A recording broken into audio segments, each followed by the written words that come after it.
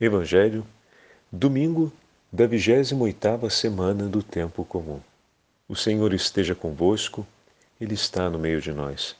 Proclamação do Evangelho de Jesus Cristo, segundo São Lucas. Glória a vós, Senhor. Naquele tempo, Jesus passava entre a Samaria e a Galiléia. Quando estava para entrar num povoado, 10 leprosos vieram ao seu encontro, pararam à distância e gritaram: Jesus, Mestre, tem compaixão de nós. Ao vê-los, Jesus disse: Ide apresentar-vos aos sacerdotes. Enquanto caminhavam, aconteceu que ficaram curados. Um deles, ao perceber que estava curado, voltou glorificando a Deus em alta voz, atirou-se aos pés de Jesus com o rosto por terra e lhe agradeceu. E este era um samaritano. Então Jesus lhe perguntou: Não foram 10 os curados? E os outros 9, onde estão? Não houve quem voltasse para dar glória a Deus, a não ser este estrangeiro? E disse-lhe: Levanta-te e vai, tua fé te salvou. Palavra da salvação. Glória a vós, Senhor. Domingo da 28ª semana do tempo comum, em nome do Pai, do Filho e do Espírito Santo. Amém. Queridos irmãos e irmãs, a Santa Liturgia hoje nos leva novamente para o 17º capítulo do Evangelho de São Lucas e nos dá a oportunidade de continuarmos meditando esse belíssimo capítulo da subida de Jesus em direção a Jerusalém. Essa é a última subida do Senhor para Jerusalém, pois ele já tomou a decisão a firme decisão, o firme propósito de entregar-se em Jerusalém pela nossa salvação. Jesus caminha com um coração ardente. Mas em que sentido, Padre Fábio? Desde toda a eternidade, o Senhor espera por esse momento. Desde toda a eternidade, o Senhor anseia por essa hora. Mas não era o mistério da encarnação, essa expectativa? Sim, sem dúvidas. Desde toda a eternidade, o Senhor Onipotente esperava a ocasião em que Cristo Jesus, a segunda pessoa da Santíssima Trindade, assumiria a nossa humanidade no seio da Beatíssima Virgem Maria. Mas também, quando aconteceu o pecado e a morte entrou no mundo por obra de Satanás e seus anjos decaídos, e ele foi banido do céu sobre a terra, a morte também se dirigiu contra os homens para levar-nos à ruína eterna. Então, desde aquele momento também, Deus desejou reconciliar o homem da ferida de morte. O Senhor espera ansiosamente por esse momento em que o sacrifício redentor será oferecido pela nossa salvação. Esse momento em que a vida de Deus será restabelecida em nós. E o céu outra vez irá se abrir. Então, o último itinerário de Lucas para Jerusalém, do Senhor que sobe a Jerusalém, é marcado por essa intensidade, essa clareza no coração do Senhor e, ao mesmo tempo, sejam os ensinamentos, sejam os gestos de Jesus, são muito significativos. E hoje estamos vendo um gesto messiânico muito forte e relevante, a cura dos 10 leprosos. A hanseníase, naquele momento, era interpretada de um ponto de vista legislativo como sendo um sinal de uma punição de Deus contra aquele que cometeu uma ofensa grave contra o seu nome, contra a sua dignidade, se não publicamente, de maneira escondida, mas cometeu. Então, era interpretada dessa forma, o que significa dizer que apenas Deus poderia consentir a graça de uma cura, porque sendo uma ofensa contra ele uma punição direta do próprio Senhor, somente ele poderia dar essa graça. Tanto que aquele que se curasse dessa doença, não de uma gripe, mas dessa doença em específico, deveria apresentar-se aos sacerdotes para oferecer um sacrifício de louvor a Deus, em reconhecimento pela sua bondade e a sua misericórdia por ele. Então é muito significativo, né? Essa situação. Não é uma parábola, que foi um episódio. Aconteceu de fato a cura desses 10 leprosos, desses 10 homens que sofriam dramaticamente. E desse modo, apresentar-se ao sacerdote, oferecer o sacrifício, era parte relevante do ritual. Porque era o reconhecimento público, assim como a doença era a acusação pública, né? E ao mesmo tempo o reconhecimento público de uma culpa. E olha que dramático isso, né? Você ofereceu o sacrifício, naquele momento, além de render glórias a Deus, publicamente era apresentado que o Senhor teve misericórdia. Que o Senhor, de alguma forma, lembrou-se de mim e me deu a sua paz. Então, esse tem um significado muito grande, né? Agora, se olhamos a história relacionada a esse dado legislativo, a gente começa a ver uma série de elementos nesse evangelho que nos ilumina muito nesse 28º domingo do tempo comum. A partir do momento que uma pessoa era diagnosticada com a hanseníase, com a lepra, ela estava imediatamente obrigada a deixar a comunidade. Esse era um procedimento de controle, seja do ponto de vista sanitário, seja do ponto de vista jurídico religioso. Porque significa dizer que Deus fez saber que existe um pecado que ainda não foi reparado, que espera por reparação, que espera por perdão. Então, você pode trazer para dentro da nossa comunidade a desgraça. E naquele momento em que a pessoa aparecia doente, ele poderia ser um pai de família, poderia ter seus filhos, sua esposa, seu trabalho, ser um comerciante, ser um jovem. Naquele momento, ele perdia absolutamente tudo. Como se não fosse suficiente o sofrimento físico da doença que se expressa sobre o corpo, especialmente macerando as mãos, os pés, o rosto. É uma doença que não se esconde quando se faz sentir em sua dramaticidade. Ele ainda precisa deixar tudo. Quem são aqueles 10 homens? São 10 pessoas que vivem um sofrimento atroz em suas vidas, que vivem a crise das dores físicas, a crise da própria imagem que se deforma e que vem severamente agredida. São obrigados a deixar tudo, a perder tudo, a serem expulsos da sociedade e começam a viver à margem, porque não poderiam chegar a 200 metros de distância das estradas que levavam para não trazer a infecção para dentro, novamente, das cidades. Todos eles estão caídos dentro de um grande sofrimento. Olha que imagem forte para nós. O pecado vai ser comparado como a lepra da alma, a lepra do coração, que vai degradando pouco a pouco e desfigurando a alma. Então, essa é uma imagem que depois vai ser usada com muita eloquência, né? Quando se compreende definitivamente que não se trata de uma punição, mas de uma doença propriamente dita que precisa ser cuidada, e não uma doença ligada a uma punição dos céus, e que merece ter o cuidado como tantas outras também devem ser cuidadas. A partir daquele momento se alarga ainda mais a clareza da compreensão e da imagem a respeito da lepra da alma, que é o pecado. E como nós falávamos no início, o Senhor caminha em Jerusalém para oferecer o sacrifício que é o remédio para curar a lepra da alma. Mas voltemos a olhar de novo a realidade daqueles 10 homens que, da noite para o dia, tiveram que deixar tudo e viver abandonados à margem da sociedade.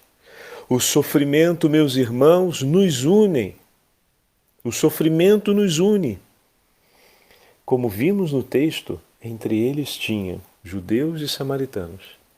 Se a tradição antiga levava esses povos a estarem em constante rivalidade e distância por conta do histórico daqueles que se aproximaram dos outros deuses e esses que acusam aqueles disso e dizem que permaneceram fiéis e que por isso não devem estar juntos dos outros para não contraírem impureza.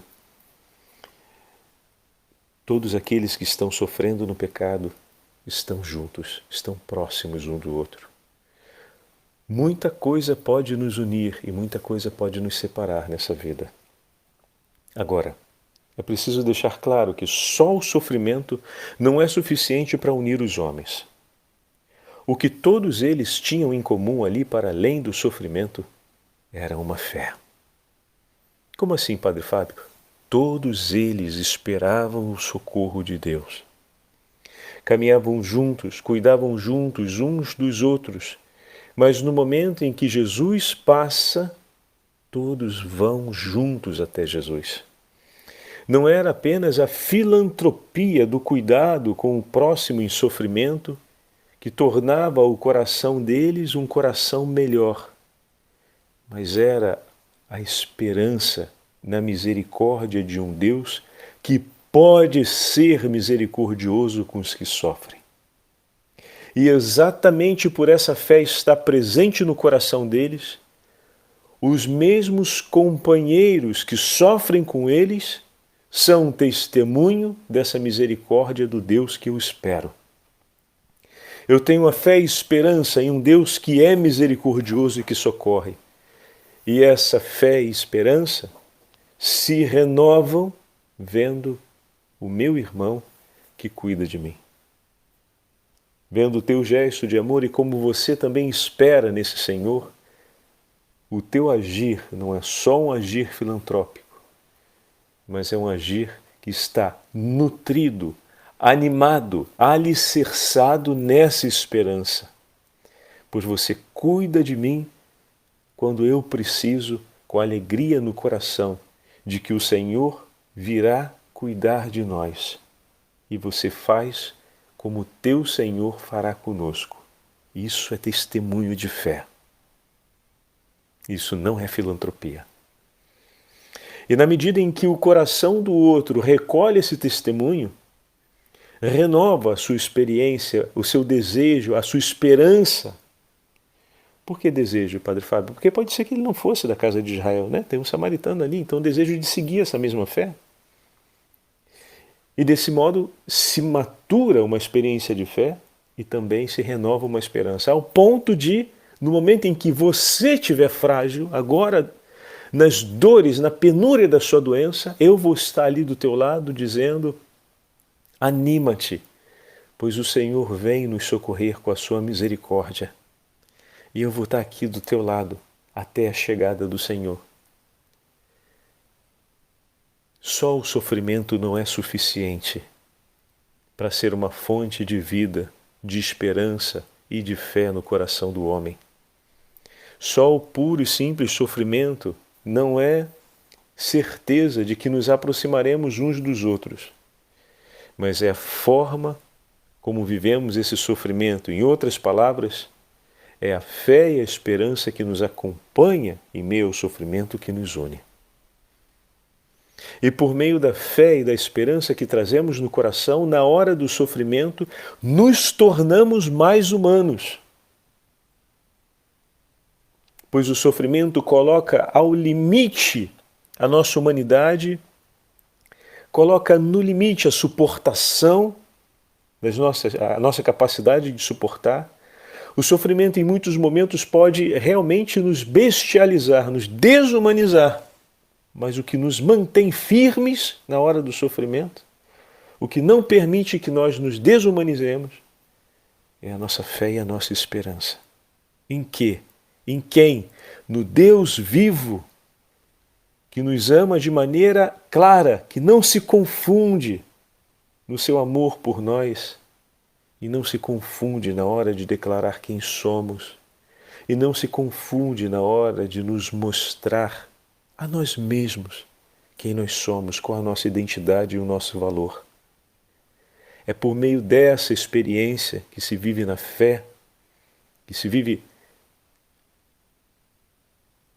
no contato direto com Deus, que gera em nós a disposição da esperança. É ali que nós conseguimos passar através do sofrimento sem nos desumanizarmos. Passarmos através do sofrimento suportando todas as dores e todas as lacinantes penúrias que esse tempo nos oferece. E ali, naquela hora, eles estavam juntos. Um outro ponto que eu queria trazer para vocês é que eles vêm até Jesus, eles ficam sabendo que Jesus iria passar por aquela estrada. Param à distância, como pede e como fala a lei, e erguem a voz para falar com Jesus. Eu queria chamar aqui a atenção para um detalhe que passa nos bastidores do texto bíblico. Que detalhe é esse? O fato de que, certamente, esses homens têm muitas pessoas que amam a eles. Se foi desse modo, como nós acabamos de falar, seja pela atitude de piedade que era prevista pela lei de Israel, seja pelos vínculos feridos, de uma forma ou de outra, alguém chegou até eles para dizer: olha, está por passar aqui aquele que pode curar as vossas feridas, aquele que fez caminhar os coxos, que fez ver os cegos, aquele que abriu os ouvidos aos surdos, aquele que liberou a língua dos mudos. Esse há de vir e passar aqui na estrada. Venham, venham, se apresentem até ele, peçam a ele, porque Deus está com ele. Todas essas obras são obras messiânicas, são obras de quem tem Deus consigo. Mas ali se tratava do próprio Filho de Deus. Meu irmão e minha irmã, como é importante na hora do sofrimento nós termos perto de nós pessoas que não estando embebida no mesmo sofrimento que o nosso, diretamente, mas aquele dali é o caso, mas pessoas que nos falem a respeito de Deus, pessoas que nos levam até Jesus. Como é importante! Pessoas que nos anunciem que o Senhor está ali e está por nós, e assim possamos caminhar na direção deles. Eles pedem: Jesus, Mestre, tende compaixão de nós, ou seja, traga-nos para junto de si, leva-nos em teu coração, tende compaixão de nós. Naquele momento eles se apresentam até Jesus porque as pessoas que os amavam, que se importavam com eles, que viam o sofrimento deles, de alguma forma anunciou-lhes que o Senhor estava ali. Aquele que sim poderia fazer algo por eles estava a passar e que era hora deles correrem, era hora deles caminharem na sua direção, virem ao seu encontro. Eis que Deus passa, vai pedir a graça. Eu estou vendo que a sua vida se tornou uma catástrofe, está tudo de perna para o ar. Eu estou vendo que a tua vida se tornou um bloco, que não há mais vigor para seguir, que se chegou a um momento de grande dispersão e confusão. E eis que alguém anuncia: vai em direção a Deus e pede essa graça. Se a gente olha agora a lepra como essa imagem do pecado, a lepra da alma é o pecado, então vai até o teu Senhor, sua vida está completamente degenerada pela presença desse mal, que te leva para longe das pessoas que você ama, que te arranca da sociedade, da Jerusalém celeste, a imagem tão bonita hoje que nós vimos na primeira leitura de Naamã, que depois, tentando oferecer um presente a Eliseu, Eliseu não aceita, ele pede para levar a terra daquela cidade para poder oferecer o sacrifício, não mais aos deuses da sua terra, mas aos deuses daquela terra, o que significa dizer que agora, pelo meio da fé, ele abraça uma nova pátria. Nós vamos falar disso já já na conclusão da meditação de hoje. Então é tão bonito ver isso, né? Aquela doença te desterrou, te levou para uma terra que não é sua, assim como o filho pródigo foi terminar numa terra que não era sua, a terra dos porcos, não é a terra da tradição do seu povo. Essa imagem é significativa porque fala que você foi para uma terra estrangeira. Assim também eles foram banidos dessa terra, que é uma terra santa, abençoada pelo Senhor. Foram banidos para fora desse povo, da estirpe de Israel. E estão ali, na estirpe dos condenados. E eis que alguém diz para eles: pede essa graça, vai até o Senhor, pede a graça. O Senhor está disposto, Ele que disse: batei e vos será aberto, pedi e vos será dado. Vai até Jesus, vai até Jesus. E eles acolheram. Eles acolheram essa sugestão porque conheciam o amor daqueles que sugeriam. Talvez daquela esposa que disse isso, talvez daquele filho que disse isso, talvez daquela mãe, daquele amigo que falou isso. Olha, vai até Jesus.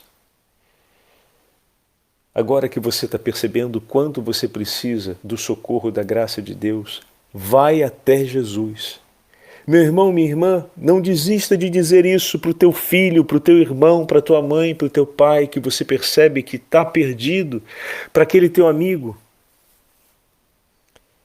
que talvez agora esteja tomando consciência da grande situação de dor em que se encontra, da grande situação de dispersão e talvez de perdição pessoal em que está metido. Que o Evangelho de hoje te anime a se aproximar dele para dizer: vai até Jesus. Talvez seja essa a hora. Eis que surgiu o momento. O Senhor está passando perto do coração daquele que está em sofrimento e que discretamente, ainda que a uma certa distância, você está cuidando por anos. E agora o Senhor está passando perto e você sabe disso, sabe que o outro está sensível. Vai até ele e fala: olha, vai até Jesus. Agora que você está percebendo que precisa do socorro da graça de Deus, vem vê-lo. Vem até ele, vem perto. Vai até lá. São Bruno, em uma de suas meditações, em um de seus sermões, fala uma frase que me tocou bastante na meditação, enquanto eu preparava a meditação de hoje. Ele diz assim, vou pegar só o trechinho, né? Mas vejamos ainda a continuação desse belo texto. Conservando-se a distância, disseram em alta voz: Jesus, Mestre, tem compaixão de nós. Esses homens mantiveram-se à distância porque não ousavam, tendo em conta o seu estado e sua condição, não ousavam aproximar-se mais de Jesus. O mesmo se passa conosco, caríssimos irmãos. Enquanto permanecemos nos pecados e permanecemos na confusão de nossa alma, mantemo-nos afastados do Senhor. Para recuperarmos a saúde e nos curarmos da lepra dos nossos pecados, da lepra que se abate sobre nossa alma, é preciso que supliquemos com força: Jesus, Mestre, tem compaixão de nós, quando Ele passar. Porém, que esta súplica, olha que lindo, não saia de nossa boca, mas do nosso coração, porque o coração fala mais alto. A oração do coração penetra nos céus e sobe até o trono de Deus e é ouvida por Ele. Por isso não desista jamais de dizer: olha que Jesus está passando, vem pedir a Ele essa graça. Você percebe agora que precisa tanto da graça de Deus para poder recomeçar a sua vida. Vem que Jesus está passando. E eu lhe asseguro que o testemunho de amor que durante esses anos inteiros você devotou por essa pessoa será um grande sinal de Deus para que ela consiga chamar por Jesus não com os lábios, mas com o coração. E lhe asseguro, o Senhor há de escutar, porque a oração do coração penetra no mais alto dos céus e sobe até o trono de Deus. E naquele momento que eles pediram essa graça, Jesus então ordena que eles sigam até o sacerdote e se apresentem. Eles não poderiam fazer isso se não fossem curados. E aqui Lucas coloca para a gente uma passagem muito significativa e delicada.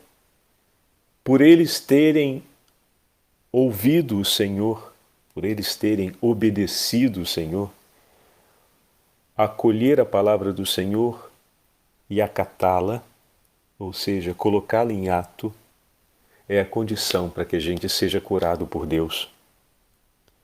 Acolher a palavra do Senhor e colocá-la em ato é a condição para sermos curados da lepra da alma.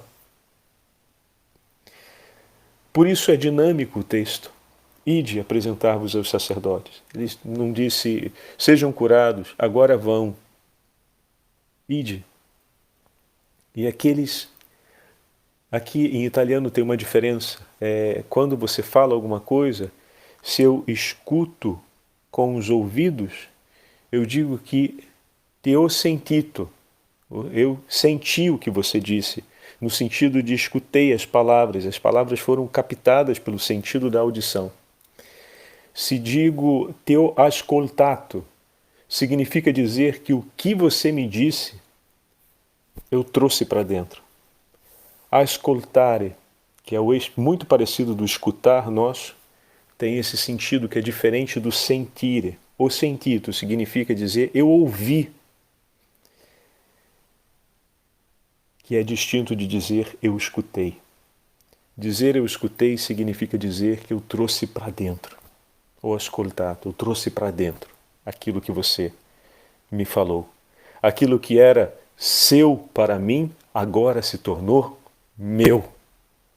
E naquele momento o Senhor disse, ide aos sacerdotes.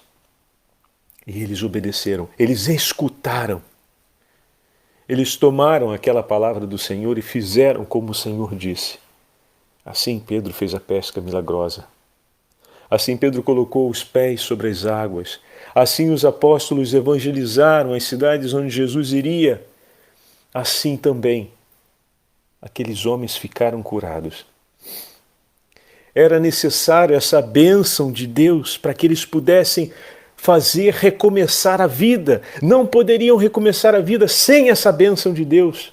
E eles foram até o Senhor e receberam essa bênção.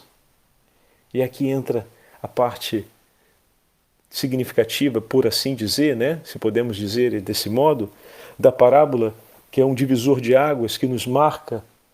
Um deles volta até Jesus, enquanto os outros seguem. Os outros 9 seguem.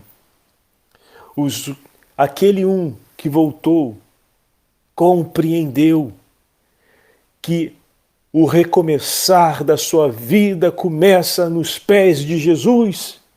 A bênção de Deus é fundamental para poder recomeçar a minha vida destruída pelos pecados, para recomeçar a minha história ferida de morte. Sem a bênção de Deus eu não consigo recomeçar. Mas esse novo ponto de partida é Jesus.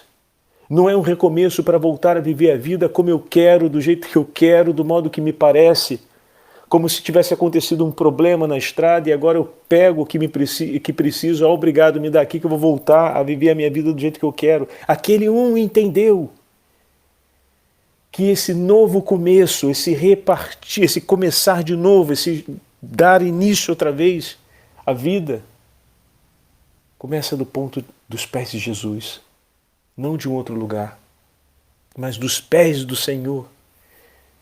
E ele para o caminho e volta até o Senhor, e lhe agradece profundamente, e nisso faz a aliança, porque a gratidão, nós já falamos várias vezes, é tão bonito isso, não me canso de falar. A expressão do nosso amor a Deus é a gratidão. A forma de expressarmos a eloquência do nosso amor pelo nosso Deus, por tudo que Ele fez por nós, é um ato de gratidão. E ele se lança aos pés de Jesus em um ato de gratidão, ou seja, em um ato de grande amor. E a sua vida vai recomeçar dali. Vai recomeçar dali. Deus me deu a bênção para poder recomeçar a minha vida, mas eu não quero recomeçá-la a partir de mim mesmo, eu quero recomeçá-la a partir de Jesus. É a partir das tuas palavras, Senhor, é seguindo os teus passos que eu vou recomeçar a minha vida, pois o Senhor me salvou da morte, me deu a chance de recomeçar, e essa minha vida que agora recomeço, quero viver contigo e em ti, jamais separado de ti, Senhor. Permita-me que o recomeçar da minha história seja a partir dos teus pés, dos pés da tua cruz. Seja para seguir os teus passos, onde o Senhor for. Eu quero repartir a minha vida, eu quero recomeçar a minha vida para caminhar contigo em direção a Jerusalém, a pátria celestial. E aqui eu falava a respeito de Naamã, que levou a terra daquela pátria, a sua nova pátria. Assim também, voltar até os pés de Jesus é desejar recomeçar a vida em direção a Jerusalém celeste, a nossa pátria.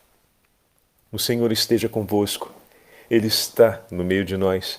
Pela intercessão da Beatíssima Virgem Maria e de São José, abençoe-vos o Deus Todo-Poderoso, Pai, Filho e Espírito Santo. Amém.